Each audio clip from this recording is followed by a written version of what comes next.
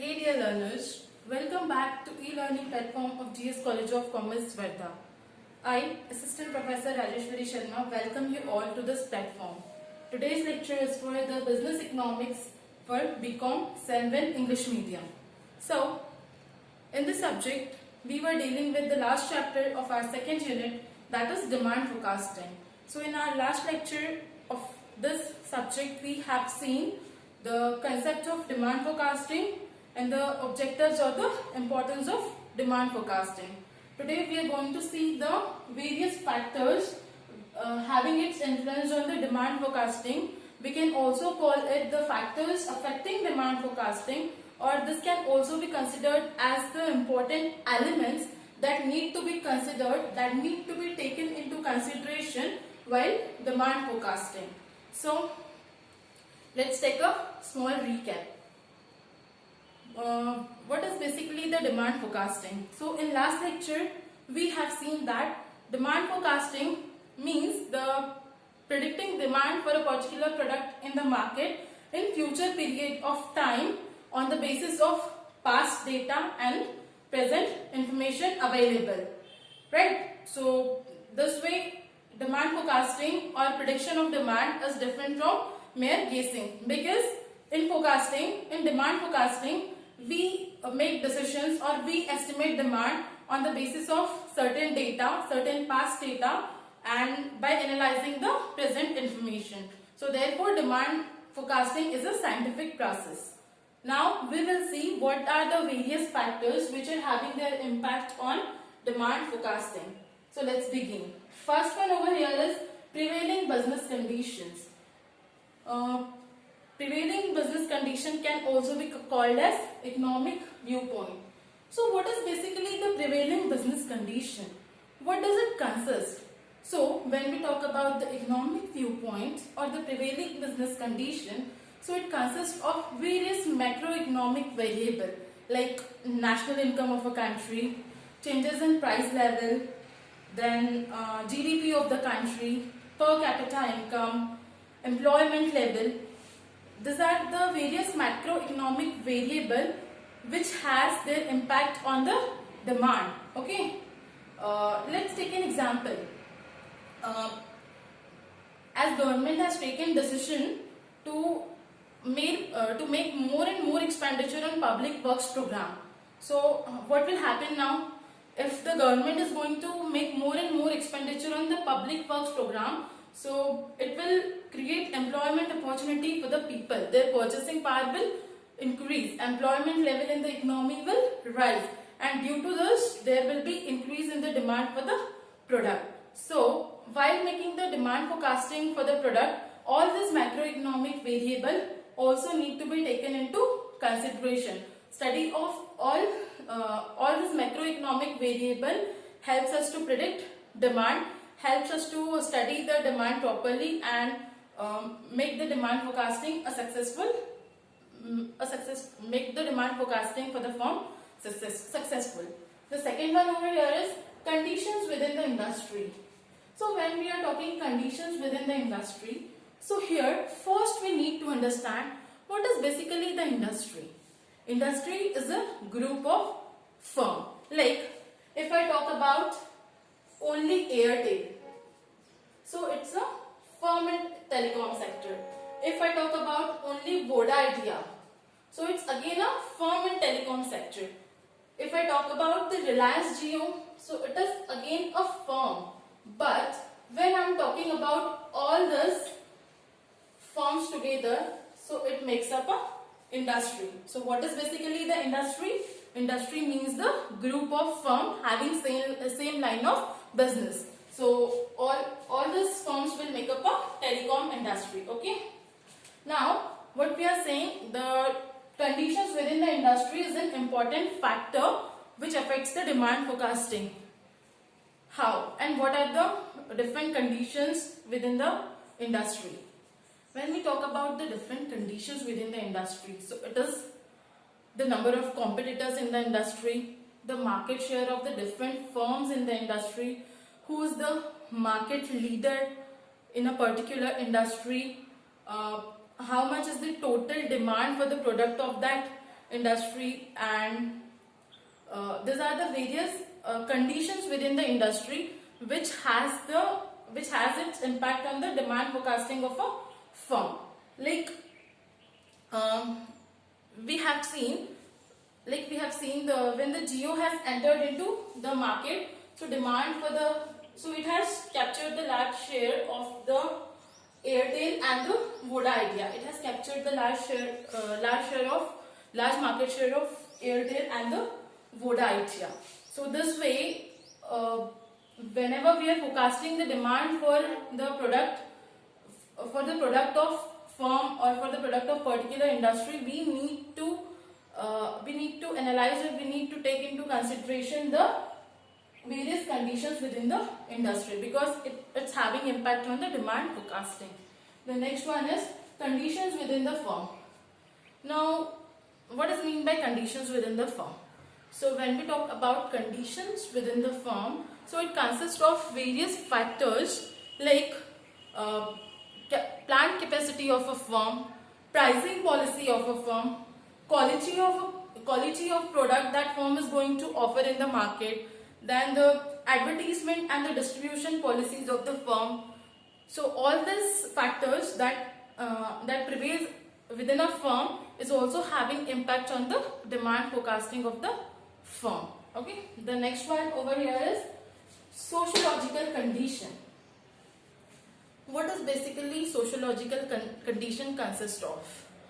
It consists of population of a particular area, the age group of that particular area, the demographic conditions of that particular area, education level, etc. So these are the various factors which comes under the sociological conditions, and demand forecasting of a firm is also impacted by this factor. Let's take the example.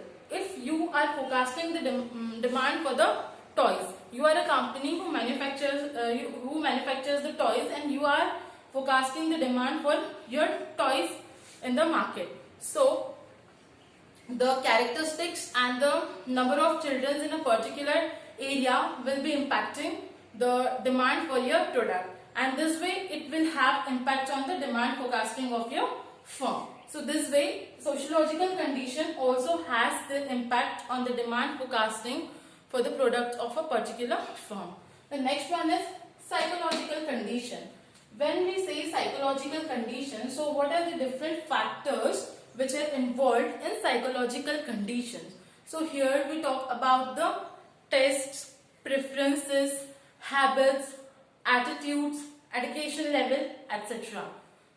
Suppose you are forecasting the demand for some product, so you need to consider whether it's trending and how long the trend will last for this product. Will the preferences of consumer be changed for the product when it will be launched in market? Because demand forecasting is a future activity that we are doing it in present on the basis of past data for the future. It's a future activity. It's basically being done for the future. So we need to take into consideration the taste, preferences, habits and the attitudes of the people, and how it will change in future, and how this change will impact the demand for our product. So this way, because when these factors will change like taste, habits, preferences, etc., so it will definitely be having the impact on demand for our product. So therefore all the psychological conditions need to be taken into consideration while forecasting demand. The next one is competitive conditions. What is basically the competitive conditions? Suppose if you are engaged in highly competitive industry, so where the competitors can enter the market anytime and capture your market, so at that time you have to be more, it will be more complex for you to forecast demand for your product. And if you are in some industry where the level of competition or the degree of competition is low, so in that case it will be easy for you to forecast demand for your product, because competitor will not enter the market soon, and capture your market share. Okay, like when we talk about the competitive condition, so here you must have heard the case of Maggi. When the Maggi has been banned in year 2015, so at that time you must have seen that Patanjali noodles have entered into the market, right? And it has performed the good in the market. But when the Maggi has come back to the market, so it has again captured its market share. Okay, so this way competitive conditions can also competitive conditions also needs to be taken into consideration while you are forecasting the demand for your product in the market, because it is also having impact on the demand for your product. The next one is nature of goods. When we talk about the nature of goods, so it is of different types, like producer goods and consumer goods, established goods and new goods. So first of all, we will talk about the producer goods. What is basically the producer goods? Producer goods are those goods which are basically used in the production process. Like if we talk about the machineries, if we talk about the raw materials, so all this are considered as the producer goods. Okay, so when you are forecasting the demand for your product, so you also need to take into consideration the nature of your product, means what kind of good you are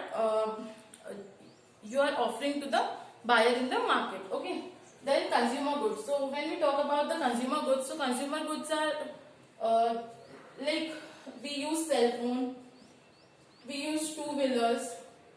So these are the consumer goods. Okay, so these are the consumer goods.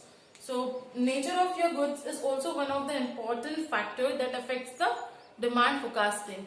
Then we have the established goods and new goods. Established goods are those goods which already exist, which are already there in the market. Okay, so if you are talking about the demand forecasting for the established goods, so it is not that difficult, because for the forecasting of established goods, you are having the past data. Like if you want to predict the demand for the TVS motors, two-wheelers of TVS in the future, so you must be having the previous or past data for it. Like it was there in 2018 as well, 2019 as well, 2020 as well. So you can take the data of this past years into consideration while predicting future demand for the TVS motors, product of TVS motors. But if you are talking about some electronic vehicle that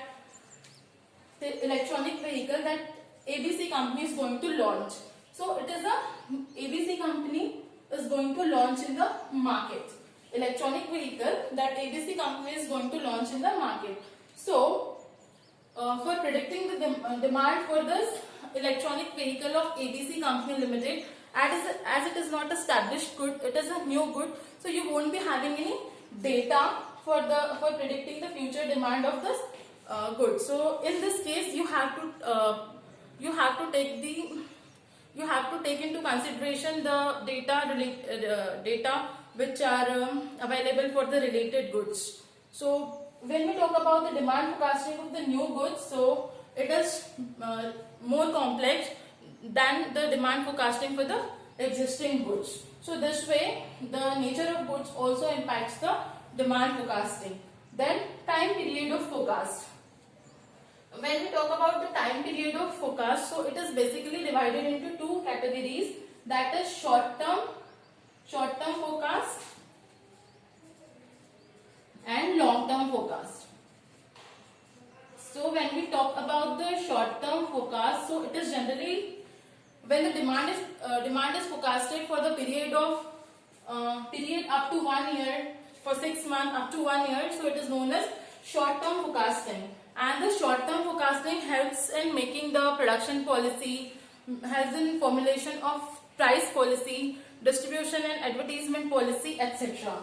And when we talk about the long term forecast, so it is basically for the long period of time, that is 5 years, 10 years or more. So when we talk about the long term forecasting, so it basically helps in taking the capital decisions, like plant size needs to be expanded or not, or new plants needs to be set up or not, whether the production capacity needs to be expanded or not. So these are the various factors which are having their influences on the demand forecasting for the product of the firm.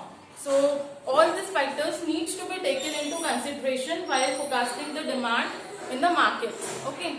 So today we are done with the factors affecting demand forecasting. In our next lecture, we are going to deal with the various methods which are used for the demand forecasting, and then we will be done with our second unit. So you guys are supposed to keep watching the lectures, posting your doubt in WhatsApp group if you have any, or you can call me or WhatsApp me for getting your doubts cleared. So till then, keep studying, stay safe. Thank you.